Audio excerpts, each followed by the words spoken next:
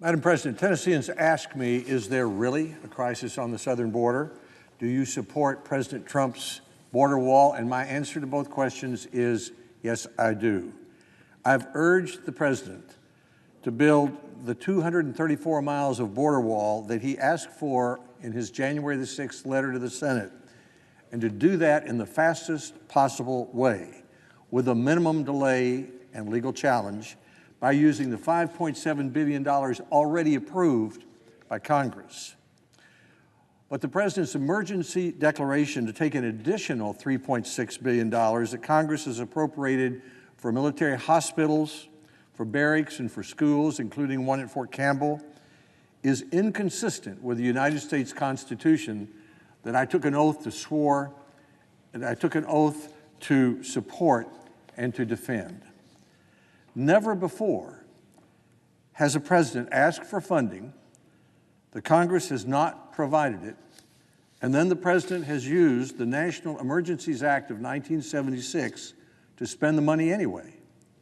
The problem with this is that after a revolutionary war against a king, our nation's founders gave to Congress, a Congress elected by the people, the power to approve all spending, so that the president would not have too much power. This check on the executive is a source of our freedom. In addition, this precedent, or this declaration, is a dangerous precedent. Already, Democrat presidential candidates are saying they would declare emergencies to tear down the existing border wall, to take away guns, to stop oil exports, to shut down offshore drilling and other left-wing enterprises, all without the approval of Congress. I believe the crisis on our southern border is real. U.S. Customs and Border Patrol arrested more than 66,000 illegal aliens in February of 2019, the highest total in a single month since March 2009. In the last 2 years alone, U.S. Immigration and Customs Enforcement officers have arrested 266,000 illegal aliens in the United States with criminal records. And each week, approximately 300 Americans die from heroin overdoses, of which nearly 90% come across the southern border. So during the last 25 years, Congress approved, and Presidents Obama, President Clinton, President George W. Bush, President George H.W. Bush built 654 miles of barrier along the 1,954-mile southern border. In 2013, the comprehensive immigration bill that received 68 Senate votes, including mine, included $40 billion for border security and enforcement.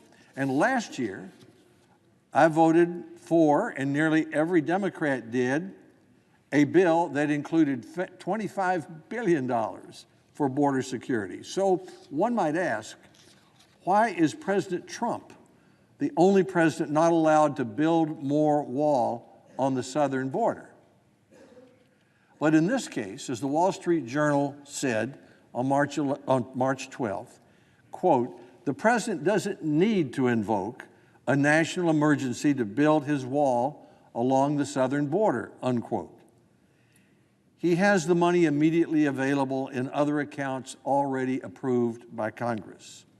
And any appreciation for our structure of government means that no president should be able to use the National Emergencies Act to spend money that Congress refuses to provide.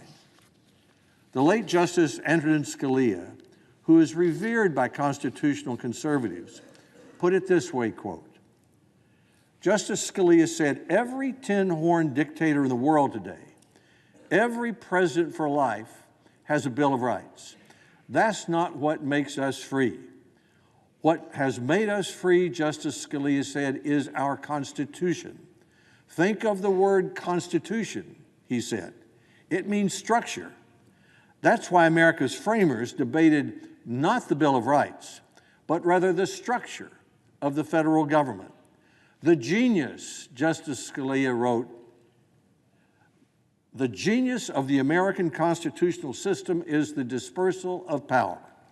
Once power is centralized in one person or one part of government, a Bill of Rights is just words on paper.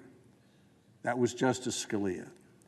I fault Democrats, Madam President, for not supporting President Trump's reasonable requests for more wall on the border after 25 years of approving physical barriers and border wall for 4 other presidents.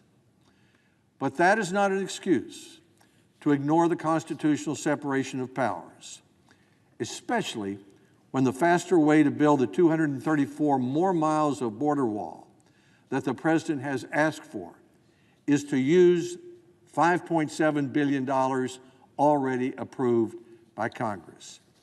I ask consent to include, following my remarks, the editorial from the Wall Street Journal dated March 12th of this month. Without objection. Thank you, Madam President. I yield the floor.